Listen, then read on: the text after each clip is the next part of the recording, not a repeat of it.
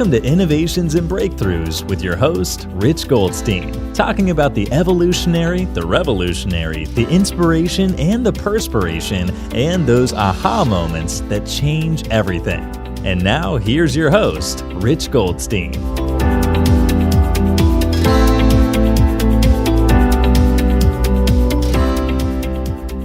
Rich Goldstein here, host of the Innovations and Breakthroughs podcast, where I feature top leaders and the path they took to create change.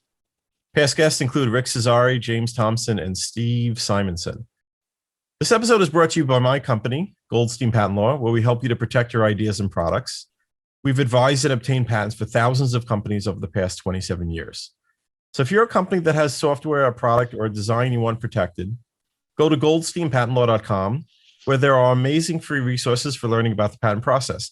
And you could email my team at welcome@goldsteinpc.com to explore if it's a match to work together. You could also check out the book I wrote for the American Bar Association that explains in plain English how patents work. It's called the ABA Consumer Guide to Obtaining a Patent. I have with me here today Kyle Walker. Kyle is the Chief Acquisitions Officer at Foundry Brands. Before that, Kyle was at Amazon for over 7 years. And at Amazon, he was the head of new business strategy. And in that capacity, he created and helped launch over 10,000 digital businesses on Amazon. He founded three global multi-billion-dollar Amazon programs. That's billion with a B, and helped inform many of the Amazon tools and technology that brand owners use today. Really pleased to welcome here today Kyle Walker. Welcome, Kyle. Hey, thanks for having me. My pleasure. And so it's actually pretty great because the episode just before this is with Stefan, also from Foundry. And so it's kind of fun. You guys work together at Amazon, and I got to get his perspective a bit over there from his experience and what he does. And now we get to chat a bit.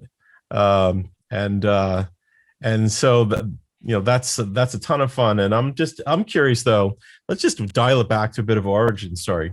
Kind of, how did you get into the world of Amazon? Like what led you there to begin with?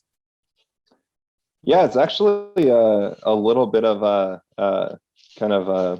funny story across the country, but I was working in, my wife and I lived in Pittsburgh, and we had just recently had our first child, Jack, our oldest son, and we came home for Christmas. I was working at GNC at the time. I'd worked for Nike, which is originally what took us up to Pittsburgh, and then Dick's Sporting Goods, and was working at GNC at the time, and really happy there. We loved Pittsburgh, and then came home for that first Christmas and realized that, having your 1-year-old that starts to walk and talk and have personality and can be around great grandparents, that we wanted to get back a little closer locally. Happened to have a good friend whose wife worked at Amazon, ended up having a brief conversation. And from the time that he said, "Hey, you should send me your resume. My wife works at Amazon," to moving from Pittsburgh to Seattle and taking that job took about 3 weeks. So it was a crazy fast, move and decision. But it just made so much sense. We were closer to family, the opportunity to work at Amazon. Didn't know a ton other than I knew I had a great boss. I knew I seemed to have a great team that I had interviewed with. And I just felt like one of the things that I learned during that interview process was, I was kind of the first to have this specific job in that specific area. And one of the things that I continued to always tell my team or the people that I managed going forward was, you always look for jobs where you have a floor, where you have requisite skills to be successful, and that you go in there, and even if you do it a slightly differently, you have the background and skills to add some value. And then you look for, I want a job that doesn't have a ceiling. And so given that nobody had done it before, they were kind of looking for this new path to do this specific role. It kind of seemed like both of those were present. I'd spent a lot of time in e-commerce, both at Dick's Sporting Goods, where we were buying for the website and buying for the e-commerce group, which as buyers, you're always constantly working on, copy and the experience and the content and seeing how all of those things come together to create a digital experience. And then at GNC was really working in e-commerce operations, which was everything from customer service to visual merchandising, being a go-between between the merchants, the marketing team, the store operations, all of that. And so having that background from those two roles, I thought was going to be super helpful when you came to Amazon. And so that's how the whole process kind of unfolded. And, it was a whirlwind of a great 7 years after that with, a lot of opportunity to own things, develop things, build programs, build teams. And that kind of became what I became best at or became known for. And so it just came about every year and a half, 18 to 24 months, there was another project that came up and hey, let's point Kyle at it and let's go see if we can figure it out. And I'd build a team and we'd kind of go at it and see what we could learn. And you realize after doing that building anything is just the system of applying those same kind of core questions and core frameworks to another set of problems. Like you have to know what problem you're trying to solve. You have to work backwards from how it impacts the customer.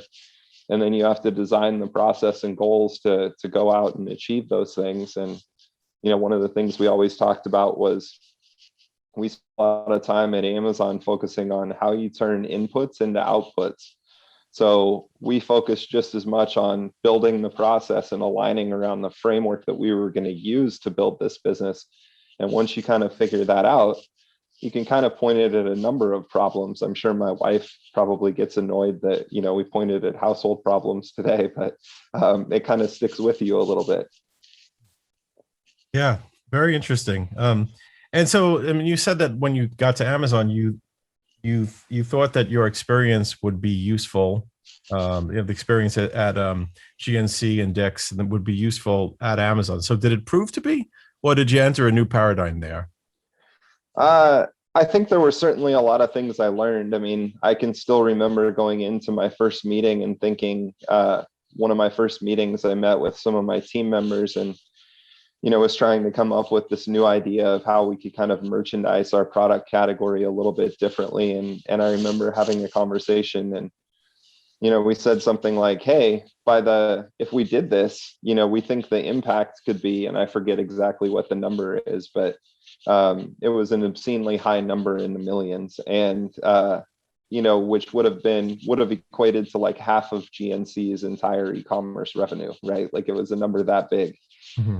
And I just remember them saying, if that's all we're going to get out of it, I'm not sure it's worth our time. And that kind of blows your mind for a second. And then you take a step back and you realize that the scale of Amazon is that, look, if we improved conversion by 0.001%, that could be billions of dollars, right? Like, it doesn't take a huge shift if you do it at scale, translating to millions of sellers or billions of products or whatever it is. And so, that was certainly eye-opening, was how to think about problems at scale. Instead of trying to solve a problem once or twice, you were thinking about how do you do this without human intervention and do it millions of times repeatedly over and over with some kind of logic. And so that was certainly a paradigm shift. But taking a step back, a lot of those skills that were referenced were also things that were used to build like the Amazon Renewed program, which is one of those big global multi-billion-dollar programs now, which really started based off my experience at GNC, kind of the visual merchandising and the promotion that we did to kind of drive our business. It really came back to, well, we've got this great selection of, high quality certified refurbished product on our website today. We had just purchased Woot, who, knew everything about kind of that secondary market for products. And we just struggled to merchandise it in a good way, but we saw that customers responded to it when we did. And so the whole Renewed program, which started as a program called Certified Refurbished, was really born out of hey, let's take a set of products that we know are popular, that we know customers are looking for and buy when they're available, and let's merchandise them in a different way. And pretty soon, 2 weeks later, as we're kind of tracking the data and looking at this, we're like, oh my gosh, we just hit a home run here. Like this business is growing like crazy, to the point that, in the span of 2 weeks, it went from, hey, this is a fun little side project, to, oh my gosh, this is something that we need to do constantly. And how do we double down, and how do we go faster, and how do we build a whole program around, which obviously now is, a huge global program. So there were certain things that you pick up and you translate from, the old world, and you kind of see things differently in a new space. And there were certainly, as you mentioned, things that kind of shift the paradigm a little bit too, like the scale and volume of Amazon. Yeah, and interesting too is, like you mentioned, that you would when you're innovating, when you are creating the idea, you are thinking about how it could be done at scale, right? Yeah. But then you had mentioned to me another time that actually scaling to the Amazon level wasn't even like your department. You would hand it off to really grow it big. Like, I think you mentioned that you would create it to a level of maybe where 100,000 users might be using this feature of this product, et cetera. But in the Amazon world, like, that's a whole nother level of scale going beyond that. So what was probably scale in the previous world that you worked in, now was kind of just the laboratory. So, Yeah. Amazon laboratory would be a huge scale for other people, other companies. Yeah, there's definitely a lot of truth in that. I think, I think if you asked most Amazon leaders to really be objective and look back at kind of their careers and what they learned, and where they were successful, and where they, maybe would go back and do things differently, generally speaking, it always revolves around, how did you kind of prepare yourself and prepare the foundation of that business for eventual scale and automation, right? And so one of the things that, I can share from building exclusives and building Amazon Launchpad was, this was kind of the early days of people creating brands on Amazon. And one of the challenges that you have is, how are those brands presented and how are those brands protected, which obviously is something that you're very familiar with. And so when it came to both of those things, both of which had a manual solution available to us to be able to solve, but we would constantly get asked by the leadership that owned those specific tools. They would say, well, that's great. If you could probably do this 50 or 100 times, you could probably do this 1,000 times, and it wouldn't be a manual burden. You could just staff to solving this problem. But what if you hit a home run? And what if everybody wants this tool? Then what are we going to do?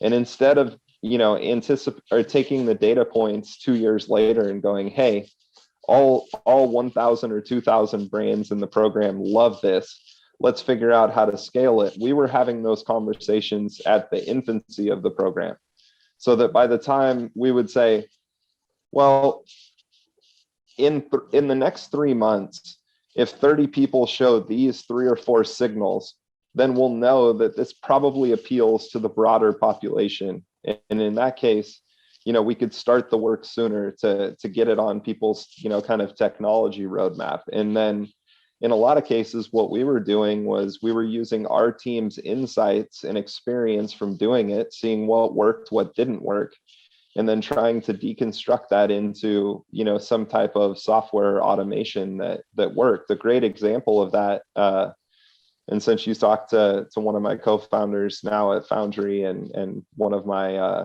esteemed colleagues from our Amazon days, Stefan Haney, was, we started promoting these brands a lot. That was part of the levers that we pulled to help these brands continue to grow and become more sustainable. And one of the ways that we did that was participation in deals, which prior to 2016, I guess, all happen manually through your account manager. So if I was your account manager, Rich, I'd have to go in and you'd say, I want to run a deal on X. You'd probably send me some kind of Excel spreadsheet.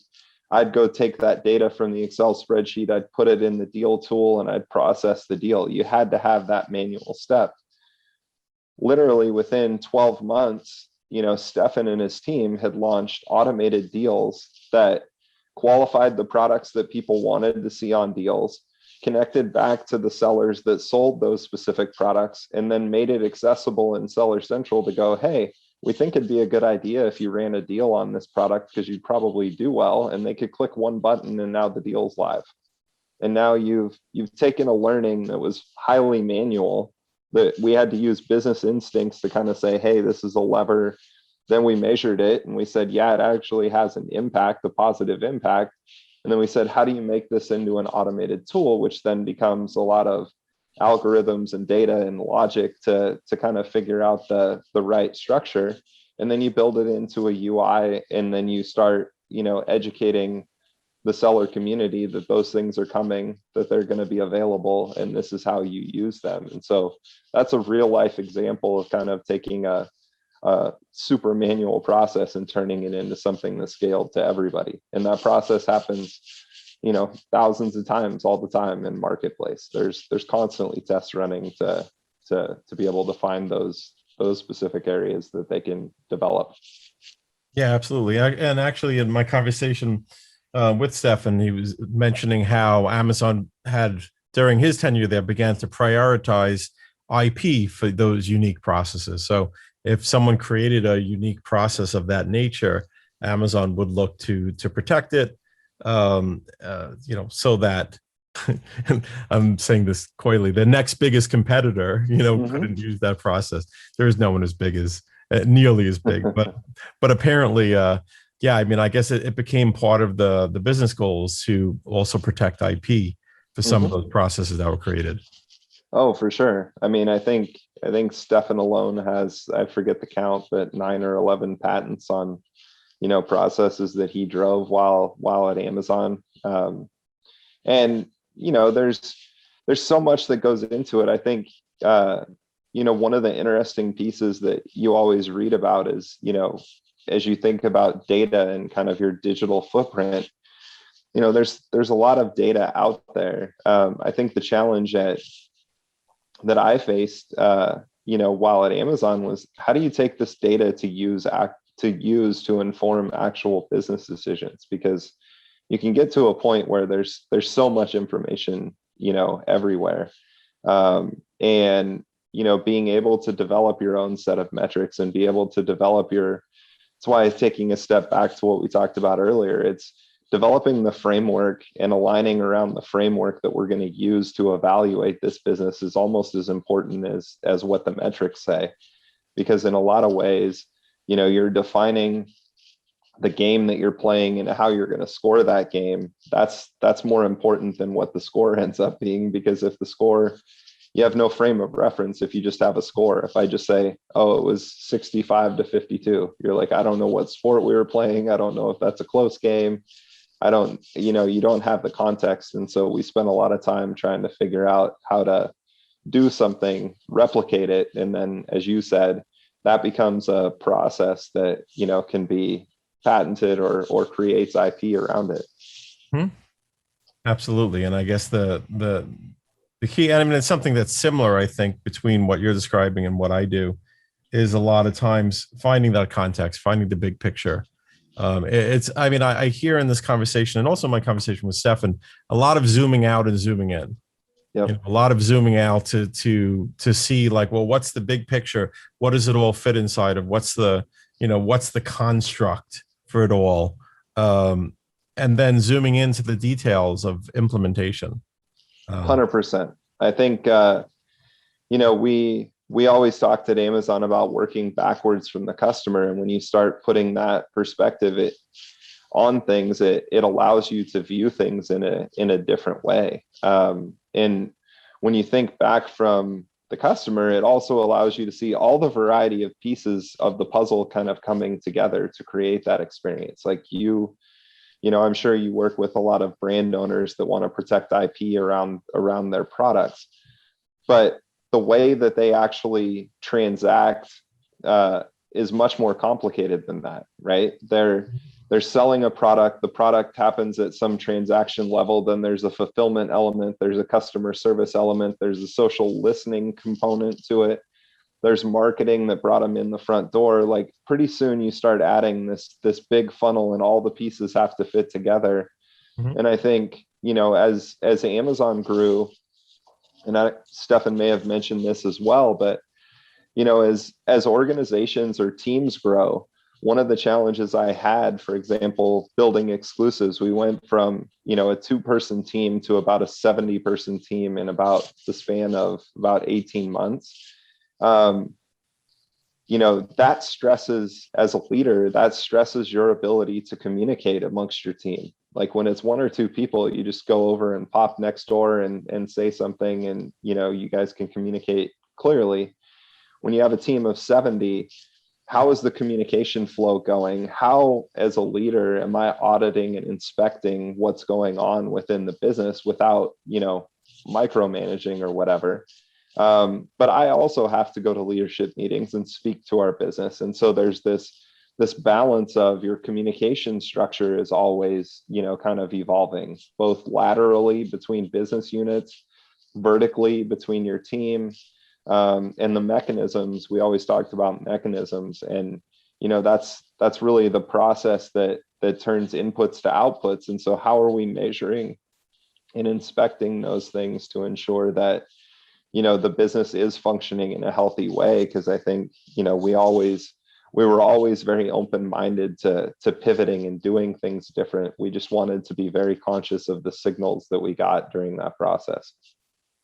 Yeah, no, absolutely. And I think that's probably one of the reasons why Amazon is as successful as it is. I mean, what I've seen just in my small business and in scaling that is that I think there's nothing more important to success than communication. Like the ability to communicate within a team, it makes all the difference in the world of whether you're going to actually accomplish the result or not. It's like the communication and the project management is the difference between getting it done in 2 or 3 weeks and meandering around it for a year or so, and then getting sidetracked to something else. 100%. I think that's a big reason why, I was still at Amazon at the beginning of COVID, for example. And as we all kind of started working more remote and working from home and having less of those kind of inner office connections, we didn't really miss a beat in terms of operating our businesses, because we're so used to communicating in, both across time zones, because they were everywhere, globally, communicating with team members that might have been in different, locations across the country, and how that communication structure works. So when it came to being remote, I can honestly say it didn't have that much of an impact on, immediately. Like it was a fairly smooth transition. And now you think about what happens with kind of the future of the workforce going forward. I think it's forced a lot of those functions out into the world just to continue to exist, right? Which is probably a positive thing. Maybe the in-person interactions, going down is not a positive, but the ability and the quality of communication to actually get things done across, time zones or across Zoom or across, email or whatever, that certainly the communication has to evolve and improve as well. Otherwise, it loses some of its functionality. Yeah, absolutely. I mean, I guess in the past, people would say like, well, you can't work at home. You need to be here so we can collaborate. But then, COVID shined the flashlight on just how poor the collaboration was, even when you're sitting at the next desk from someone. For sure. And I think it really helped a lot of people to figure out kind of what works for collaborating on things, for communicating, and communicating, the requirements for something, the action steps that are needed, the kind of when certain milestones are met. Like there's just so much to it that I think it's just forced everyone to get better at. Before they blamed it on not being in the same office. Now they got to see where the real weakness is. So, yeah, 100%. So that's awesome. Now, the way you describe your role at Amazon, or kind of like your position, that you'd say that you're on the front lines. You're on the front lines of the brand movement. The front row seat to the direct to consumer brand evolution. So tell me about that.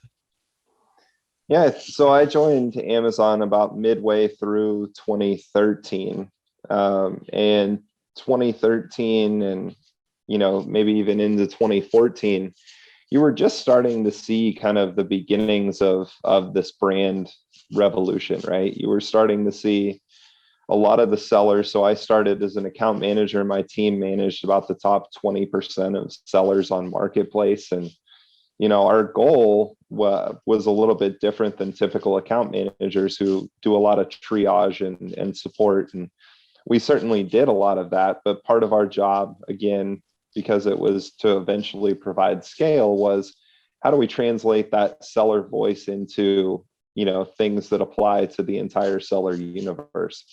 From the most successful brands, the brands that are the sellers that had done the best job. At that time, most of them were primarily what I would call resellers, where they would sell somebody else's consumer products. Everybody would kind of compete on that same detail page, and they would compete for the buy box. And, that was a good kind of regulating mechanism to drive a great experience for customers. As you started getting into 2014, maybe even towards the tail end of 2013, you started seeing a few of these resellers that started private labeling their own products. So just making up an example, but maybe they resold kind of a name brand of headphone. They started learning more about the industry, and they said, hey, look, customers always tell us that they really wish that this set of headphones that we sell for this very premium price, very low margin, high turn type of business. Maybe we find out that customers say, I love these headphones, but I wish they were waterproof. And they go, I wonder if we could make a set of waterproof headphones. And so they go and they explore kind of the manufacturing piece. They realize that they could sell a set of waterproof headphones that provide great value to a customer.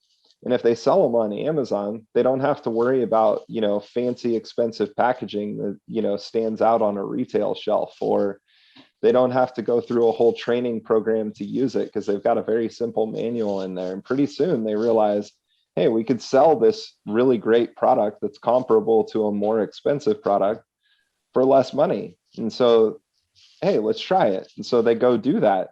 And pretty soon then they get feedback on their product and they say, we love that they're waterproof, but we really wish they had some other feature. So they go back for a generation 2 of this product and they build in that feature. And as they're doing this, they're still connecting with their customers and they're satisfying a customer need, which is all, any product does, right? It's something that satisfies a customer need. So around 2014, you started seeing that there were more and more of what I would call kind of these private label brand products that start popping up on Amazon. Well, the seller community realizes that there's value in this because instead of competing with 47 other people on a detail page to win the buy box, I've got my own detail page and I can tell my own story and I can connect with my customers in my own way. Well, obviously, being on your own detail page, you still want to stand out. And they, in many cases, had a more complex story to tell because they wanted to tell the differences or what made their product unique. And our detail pages didn't necessarily do that. Our brand registry program, was probably a little bit behind the times from a, protection standpoint. And there were just a lot of things. How do you get a new product discovered? Like when I sell on the product that has 50 people competing, there's a lot of traffic there that's kind of supporting everybody. But I go create another net new product and I've got, a cold start problem to deal with. Like I've got to got to get those first few sales and first few reviews. And so how you operate a business needed to change and was changing, but we needed to figure out how we made marketplace more friendly to these brand owners. And so really in late 2014, in the fall, as you might have heard if you follow Amazon, we write documents. I wrote a document and said, hey, we're seeing, multi-million-dollar Kickstarters and Indiegogo campaigns over here. And we're seeing brands that launch through social media and selling direct to customers. And, there's this big wave of people coming to Amazon to sell direct. And we started kind of thinking about it. And it was like, well, going back to my prior experience as a buyer, I was a gatekeeper to, that retail shelf space, right? But if you take me out of the equation, in a digital environment, you have infinite shelf space. And so it's just a matter of how do you connect with those first few customers to kind of build a product. And so the tools and kind of operations would be slightly different. And so we said, look, let's just reach out to a handful of really successful brand owners and ask them a simple question of, what can help you go faster? What could we do on our side? And pretty soon the picture became clear that, there were a handful of things that we could do manually to help. And so we wrote a document, we got approval, we went, and our goal was, to work with 15 brands and really learn. And I remember one of my senior leaders, I'll never forget this, said, Kyle, you got 6 months to be back in this room telling us that we either need 10 times the amount of resources because this is a home run. We should continue it for one more year at the current pace because we're learning a lot, or this didn't work and we should cut bait and kind of move to another direction. But you got 6 months and the clock starts now.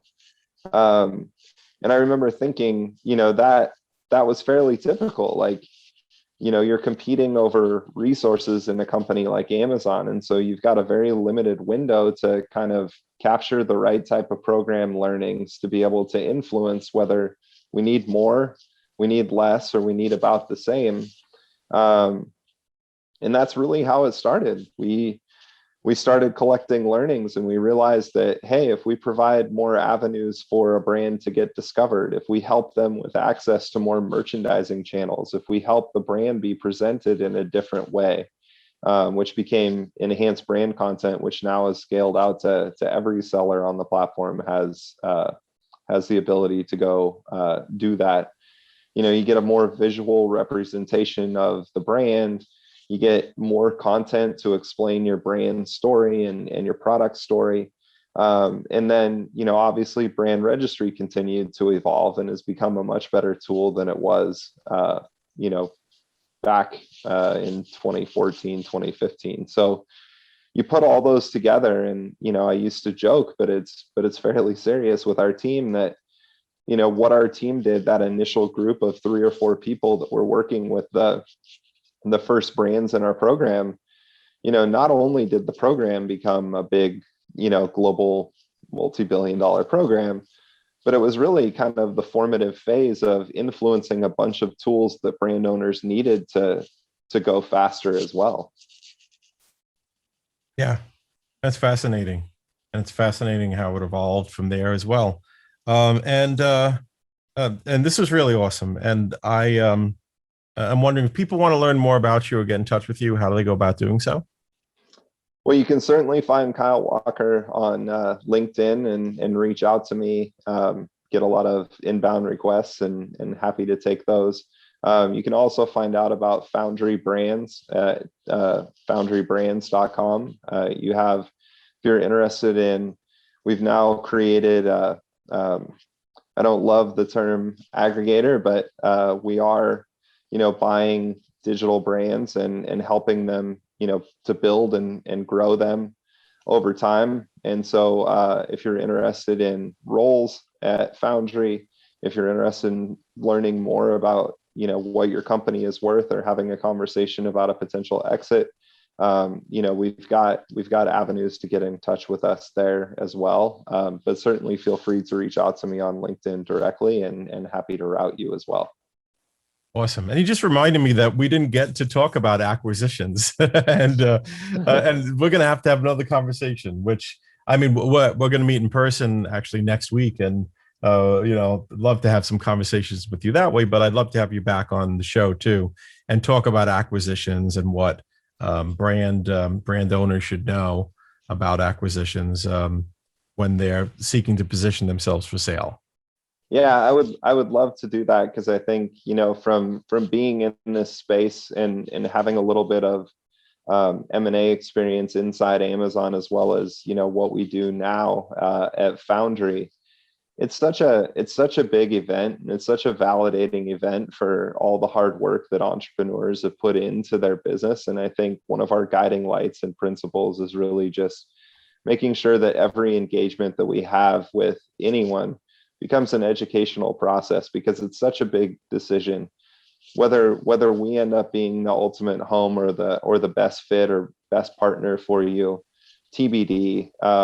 We think we are, and we think we can. There's a lot of things that we bring to the table, but at the end of the day, every conversation we have, because it's such a big event and we do see all the macro things that are happening in the space, we just want everybody to be super informed about what they're signing up for and make the best decision for themselves, because we view ourselves personally as stewards of your brand, and we want to make it decade durable. And that's really important to a lot of founders, because they've poured so much into their brand. You want to make sure it goes to a good home, and that's really what we founded our company around, was being a good home for brands. Awesome. I love it. And there's just a lot of value right there in just that short statement. So we definitely have to have another conversation about that. I appreciate you coming on the show and taking your time to share some of your experience and some of your stories about kind of how things done at scale and in arguably one of the most successful companies in the world, and how you played your role with innovating and on the front lines. Fascinating stuff. And just again, thank you for being here. Thanks for having me, Rich, and look forward to our next conversation.